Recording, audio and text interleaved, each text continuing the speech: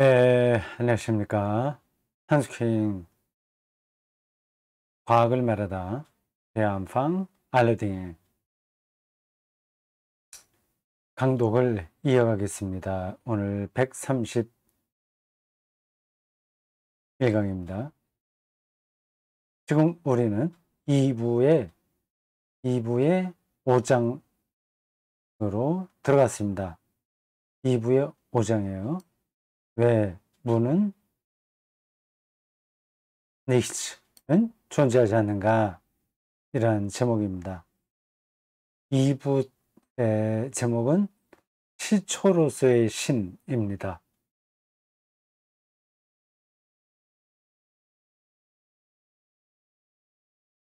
자, 5장의 번호 1번 세계의 수수께끼 풀이 이런 소제목이 붙은 단락을 지난 30강 후반부에 시작했습니다.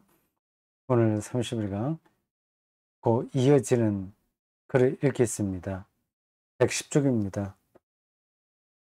여러분들 책 가지고 계신가요? 되어 있습니다.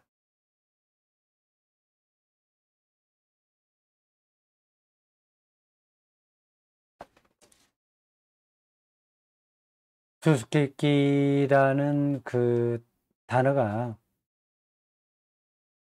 이렇게 학문적으로 들리진 않죠. 보통 어린이들이 수수께끼 놀이 하잖아요. 비밀이라는 뜻입니다. 이 세계, 우주, 그 모든 것들이 수수께끼처럼 아직 다 풀리지가 않았습니다. 영원토록 풀리지 않을 겁니다. 세계가 비밀이라는 말을 하니까 독일의 어느 신학자 이름이 생각이 납니다. 융엘이라고 하는 신학자가 있어요. 에버하르트 융엘. 그 사람이 쓴 유명한 책이 있습니다. 곧 als Geheimnis der Welt 이렇게 되어 있습니다.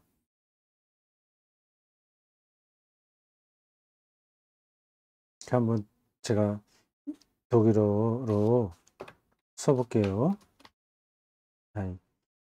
한글로 나왔네. 다시 자판을 바꾸고 곧 하나님이라는 뜻입니다. als, as 영어로 그렇습니다. as 곧 als G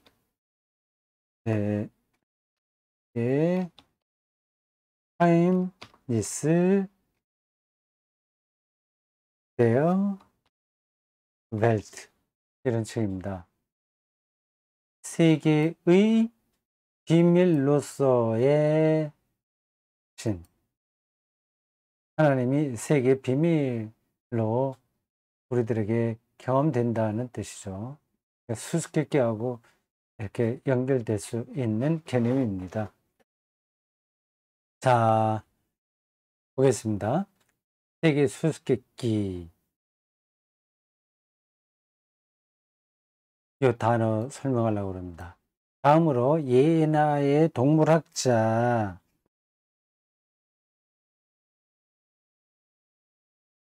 이자 자연 철학자인 에른스트 해켈이 있다.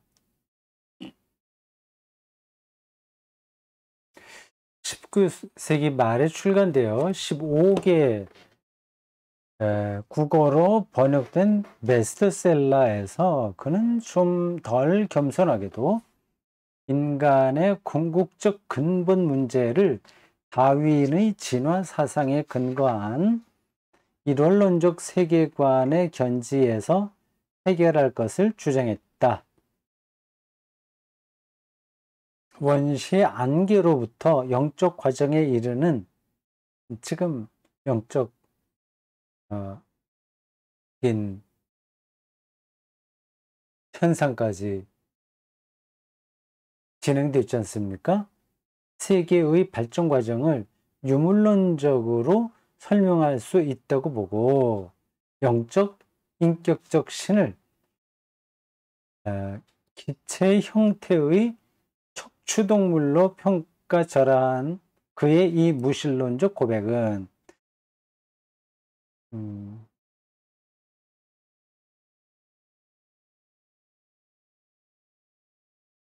영적 인격적 신은 유대교, 기독교, 이슬람교의 신이해죠. 그거를 조금 표현이 이상하게 들리는 단어로 평가절하했다고 하죠. 그 뭐예요, 그게? 기체 형태의 척추동물? 좀 이상하네. 정말 그렇게 표현을 했는가요? 이 무신론적 고백은 오늘날 자연과학자들이 보기에도 순진하기 그지없다.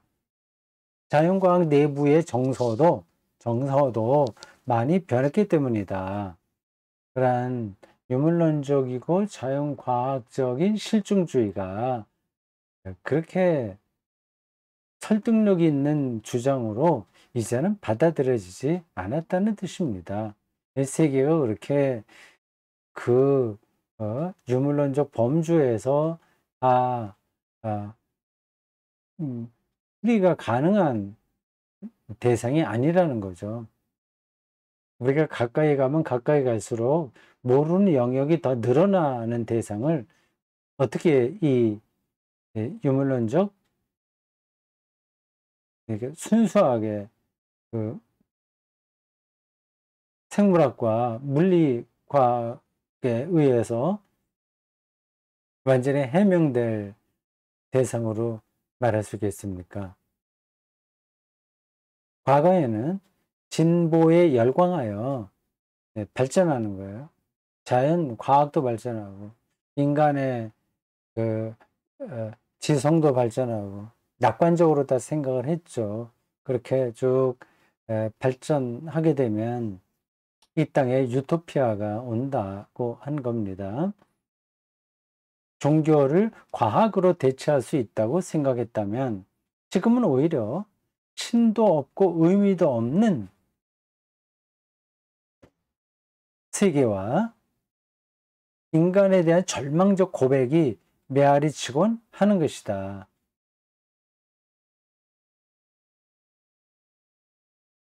네. 20세기 자연과학이 화려한 성취를 구가하고 대단했죠. 20세기. 원자폭탄 투하되었고 컴퓨터도 이미 그때 시작된 거고요. 우주에 또 인간의 발자취를 남겼고 뭐 대단한 세계입니다. 20세기가. 21세기는 그게 이어져 오고 있고요. 가속화된다고도 볼 수 있습니다. 그 결과가 어떻게 될지는 아무도 예상할 수 없습니다. 어쩌면 인간의 미래에 가장 나쁜 영향을 끼치는 존재가 될지 모르죠. 오랫동안 풀 수 없으리라 여겨지던 세계 수수께끼들을 수없이 해결했다는 것을 부정할 사람은 없다. 그러나 인식의 놀라운 진보에도 불구하고 인식의 진보예요. 세계의 불가사의는 크든 작든 전혀 사라지지 않았다. 사라지지 않은 정도가 아니라 더 많아졌습니다. 이런 말들이 그냥 과장된 거로 받아들여질지 모르겠네요. 뭐 자연과학이 확실히 우리가 많은 걸 알게 하지 않았냐, 그 분명한 사실이지 않냐 하는 거 말이에요. 모르는 게 점점 없어지고 있는데 그렇게 생각을 합니다. 그렇지 않습니다. 그 전에는 우리가 모르고 있다고 하는 사실을 몰랐다면 지금은 모르고 있다고 하는 사실을 아는 거죠. 어린아이들은 자기 집에서만 세계를 경험합니다. 조금 더 나가면 학교나 자기 동네에서 노는 거, 이런 걸로 세계를 경험해요. 자기가 뭘 얼마나 모르는지 이를 잘 모릅니다. 근데 좀 크고 어, 세계를 좀 알게 되면 좀 전문적인 영역에 들어가면 더 좋겠지만, 어쨌든 나이가 들면서 그는 자기가 알고 있는 게 아주 작았다고 하는 걸 절감하게 되죠. 이 인류도 한 인간이 성장 과정에서 경험하는 거하고 비슷한 경험들을 하고 있습니다.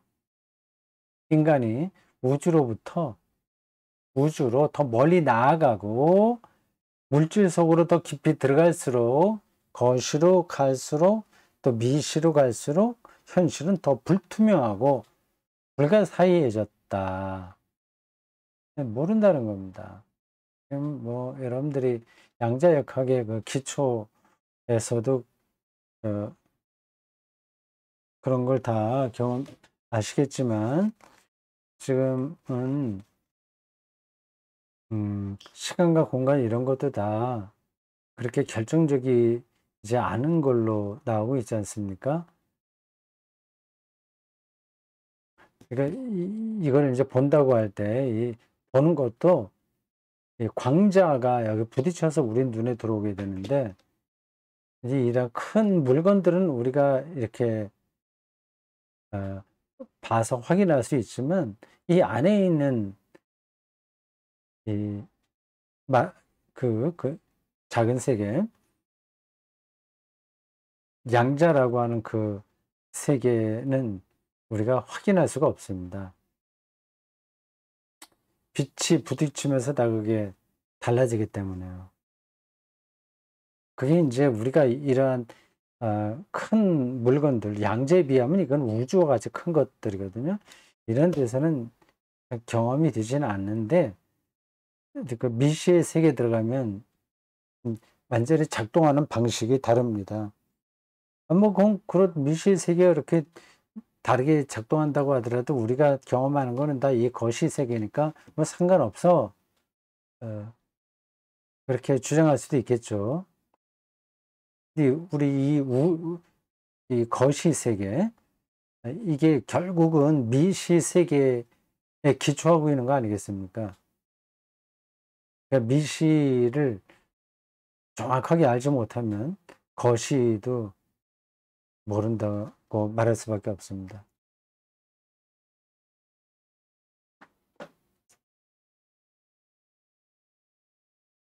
몇 가지 단락으로 그를 또 설명하네요. 두 가지네요, 두 가지. 현실, 리얼리티예요. 이게 불투명해졌다고 하는 것을 두 가지로 나눕니다. 하나는 대우주, 소우주, 두 번째는 그렇습니다. 거시, 미시, 대우주의 불가사의. 불가사의라는 단어가 그 원어에 딱 맞는 건지는 모르겠습니다.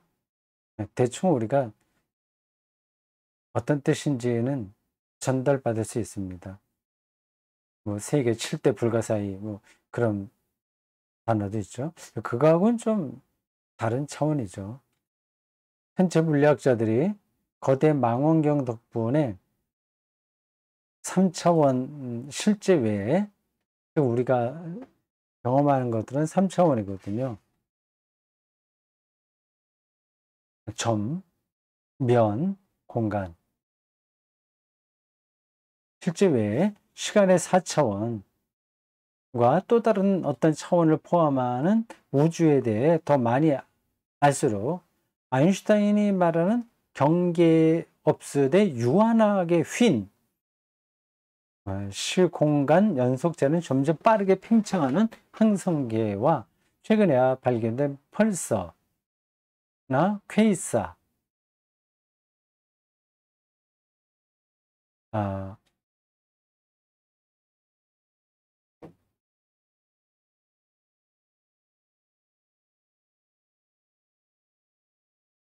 주가 아니라 역사 주.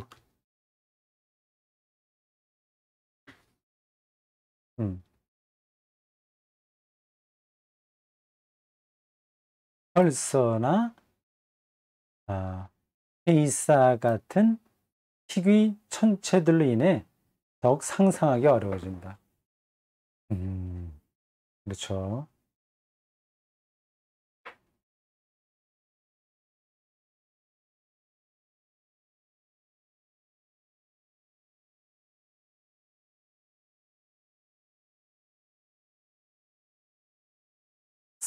이렇게 예를 들으면 될까요? 어떤 사람이 바다를 한 번도 못 봤어요. 그 자기네 동네에서만 이렇게 삽니다.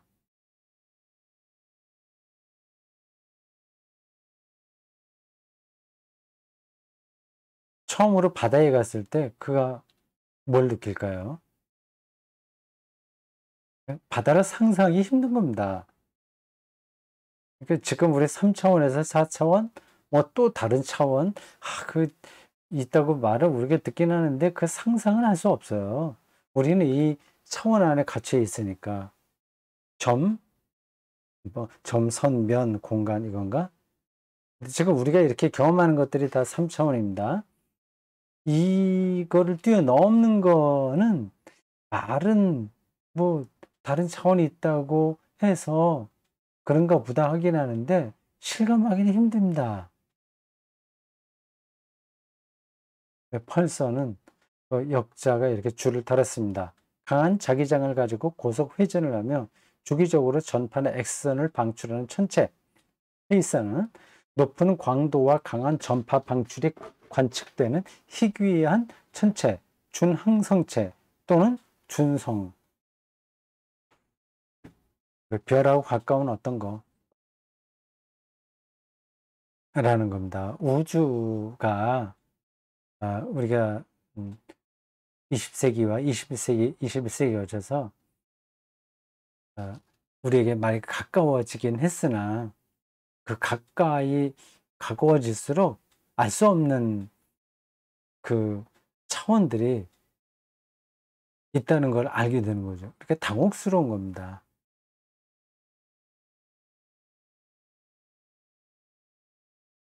소우주의 불가사의 원자 핵은 양성자와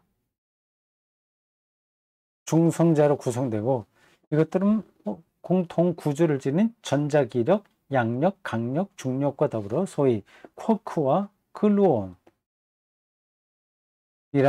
더 작은 하위 단위로 구성된다. 소립자 물리학자들이 거대 강입자 가속기, 이게 어디 있더라? 유럽에 베른에 있던가? 아니죠. 이 거대 강입자 가속기. 그래서 빅뱅을 연구하는 가속 기계입니다. 아주 크죠. 뭐 거의 도시를 한 바퀴 돌 정도의 길이라고 합니다. 덕분에 이런 원자 핵에 대해서 더 많이 알수록 세계의 원소나 원력이 정말 무엇인지 더욱 상상하기 어려워진다. 그래서 자연과학자들은 우주의 신비가 왜 어려워지냐면 이게 귀신처럼 작용하니까 그렇습니다.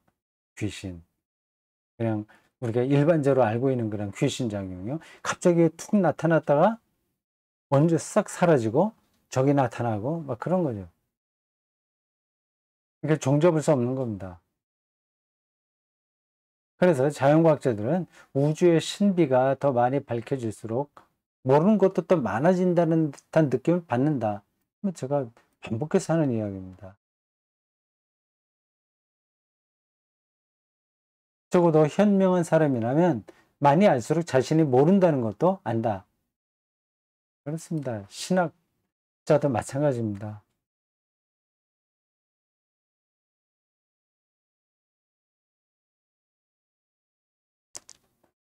자, 여기 각주 하나 제가 살려놨습니다. 48번 각주예요.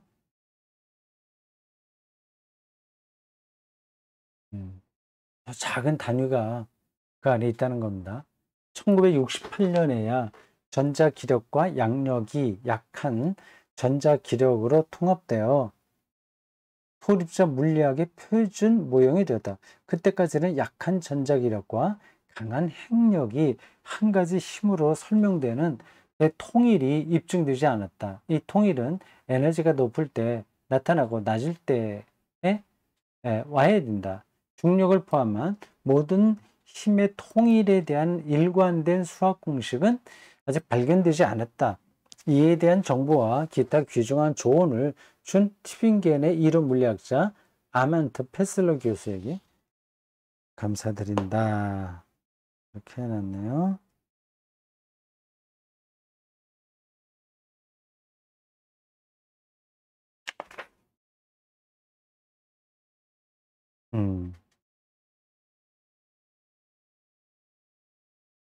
자, 5장의 2번.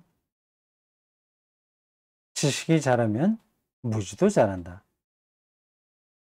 속담처럼 들립니다. 지식이 자라면 무지도 자란다. 외워둘만 합니다.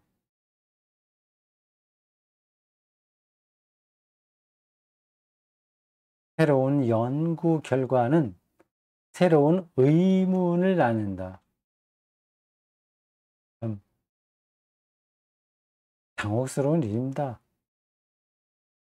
알면 알수록, 연구되면 연구될수록 또 다른 질문이 나오니까 참, 우리 이 지식이라고 하는 게 뭔지에 대한 근본적인 회의가 들기도 합니다. 아는 것은 많아지는데 전체에 대한 이해는 줄어든다. 참, 아예 그러면 모르는 게 나을지도 모르죠. 통일된 우주상을 정립하기가 더 어려워지는 까닭이다. 밝혀지지 않은 것들이 무궁무진하다. 물리적 실제는 대체로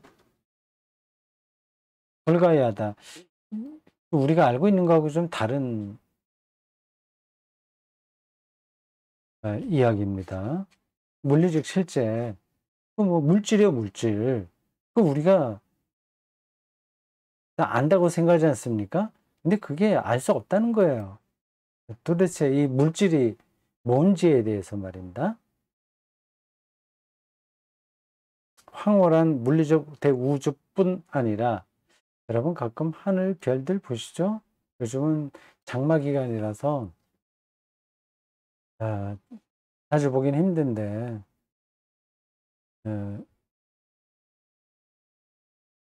우리가 뭐 천문대에 직접 가서 그 우주 망원경으로 뭐 볼 수 있다면 좋겠는데 뭐 그러려면 또 전문적인 도움이 필요하죠. 우리가 그 망원경 들어본다고 해서 이렇게 뭐가 많이 보이는 건 아닐 겁니다. 근데 그건 아니라고 하더라도 그냥 눈으로 볼 수 있는 밤하늘로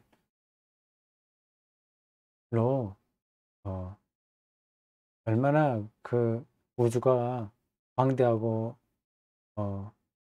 깊은지 느낄 수 있습니다. 황홀한 물리적 대우주뿐만 아니라 원자 입자들, 황홀한 소우주도, 황홀한 대우주, 황홀한 소우주 이렇게 표현했네요. 황홀하다고 하는 거는 입만 벌리고 놀랄 뿐이지 그 앞에서 어떻게 그걸 대응할 수 없는 상태를 가리킵니다. 우리의 개념으로는 정확하게 묘사되지 않는다.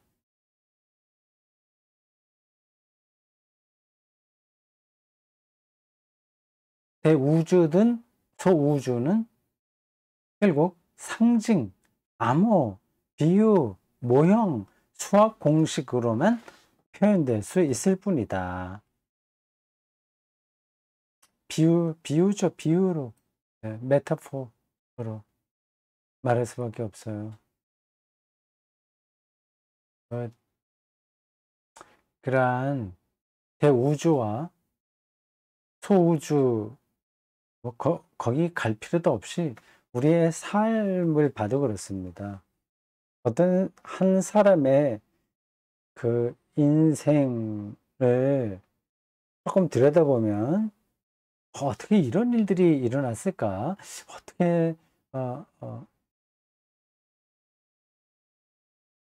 저 사람을 만나게 됐고, 그래서 그 사이에서 뭐 희로애락 이런 거 다 포함해서요. 그런 일들이 일어났을까 생각하면 그를 해명하기가 불가능한 겁니다. 이렇게 바꿔서 생각해 보세요. 어떤 사람이 아이가 태어났어요. 그걸 이제 모든 정보를, 그 아이에 대한 정보를 뭐 AI 거기에 넣고 얘가 한 50년 후에 어떤 인간이 있겠나 하는 것들을 어, 알아본다면 답이 주어질까요? 불가능할 겁니다. 아무리 AI, 인工지능이 앞으로 발전한다고 하더라도 가능하지가 않죠.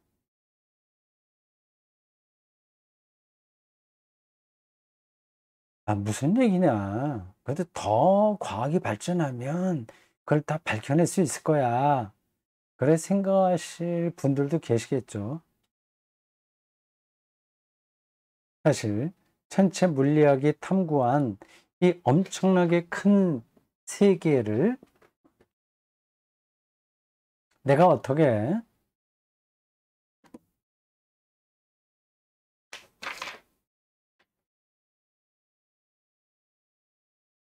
상상하겠는가.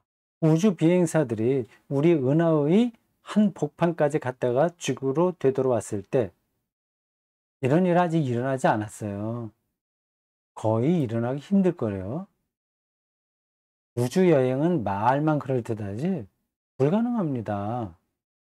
네, 왜 그런지 아시겠죠? 보통 이제 우주 여행 한다고 하는 거는 그냥 지구에서 높이 올라갔다 내려오는 거예요. 그 전문적인 그 비행사들이 국가적인 프로젝트로 해서 까지는 갔다 왔죠. 근데 그것도 한 번 갔다 오고 반복하지 않습니다. 거기에 들어가는 그 여러 가지 에, 에너지, 뭐 돈 등등 그런 것에 비해서 뭐 사람이 갔다 온다고 해서 크게 도움이 되는 게 없기 때문에 그런 일들은 한두 번 하고 말았습니다. 그게 돈이 된다면 사업을 벌렸겠죠. 달에 한 번 갔다 오는데 한 천억, 500억 된다. 뭐 그렇게 된다면 누구나 이제 부자들 갔다 온다고 한다면 돈은 되겠죠. 근데 그런 일들은 벌어지지 않았어요. 달에 한 번 갔다 온다고 해서 뭐 우리가 달라지는 것도 없어요. 그리고 거기 갔다 오는 게 또 얼마나 불편한 건지 우리가 잘 알고요. 좀 옆으로 나가는 이야기였습니다. 은하의 한 복판까지 갔다가 지구로 돌아왔을 때 만약에 그렇게 할 수 있다면 이게 불가능한 일이지만 그만 6만 살이나 버린 인류를 젊은 몸으로 만나게 될 그런 세계를 내가 어떻게 상상해 줬겠는가. 근데 물리학에서는 그렇게 이야기하고 있지 않습니까? 근데 그거는 은유고 수학 공식이지 왜 상상하기 힘든 거예요. 소립자 물리학이 탐구한 믿을 수 없이 극미한 과정들을 내가 어떻게 상상하겠는가? 10의 마이너스 15cm 빼기 15cm 이게 뭐예요? 아니네. 요거 표시할 수 없어서 그런데 10의 마이너스 15승입니다. 승. 마이너스 15승.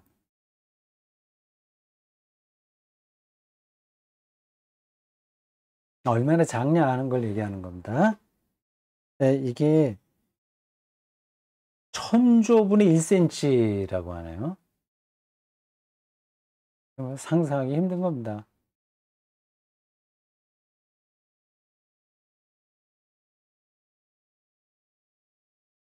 이런 크기와 10의 마이너스 20승,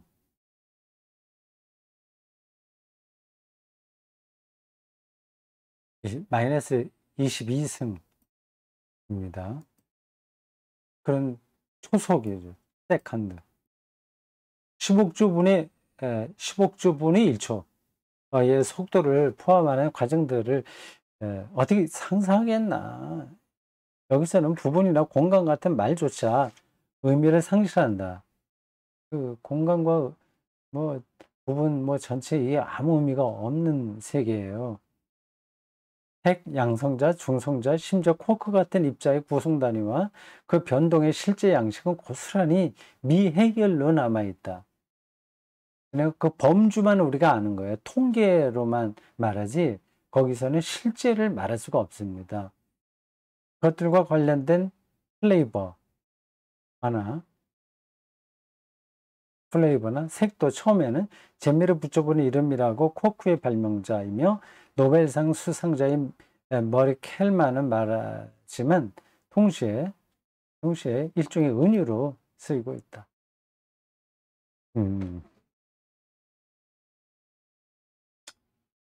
세계가 수수께끼와 같다는 겁니다. 네, 오늘 여기까지 하겠습니다.